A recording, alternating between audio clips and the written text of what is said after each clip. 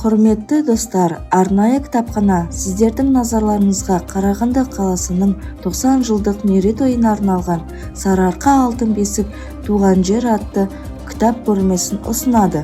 2024 жылы Қарағанды қаласы өзінің маңызды және айтулы оқиғасы құрылғаны 90 жыл толуын атап өтеді. Бұл мерейтой қала тұрғындары мен қонақтары үшін Қарағандыны Қазақстанның негізгі орталықтарының бірі ретінде дәріптеген бай тарихты еске алуға себеп болады. Кітап көрмесі қаламыздың тарихы мен ақын жазушылары жайлы сыр шертеді. Өзінің 90 жыл жүріп өткен жолы барысында Қарағанды қаласы көптеген өзгерістер мен қиындықтарды бастан өткерді.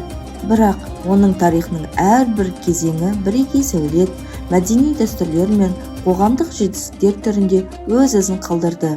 Өткен күн тарих болып көрмеде орналасқан құнды кітап беттерінде сақтаулы.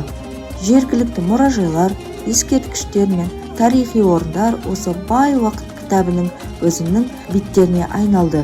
Таныс болыңыздар. Бірінші кітабымыз Қарағанды облысы кітабы. Авторы Евгений Петухов. Бұл альбомда Сарыарқаның барлық тамашаларымен танысып, бастан аяқ саяхат жасайсыздар. Екінші кітабымыз Қарағанды кітабы. Авторы Евгений Петухов. Бұл кітапта кәсіпорындар мен ұйымдарының түрлі түсті суреттермен айшықталған. Үшінші кітап Қазыналы Қарағанды. Авторы Темірғали Ашабеков.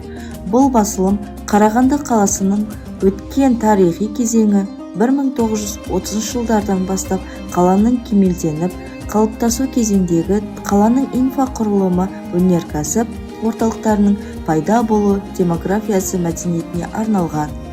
Төртінші кітабымыз Қазыналы өлке. Бұл кітапта Қарағанды қаласының әлеует мүмкіндігі мен инвестициялық тартымдылығын толығырақ көрсетеді.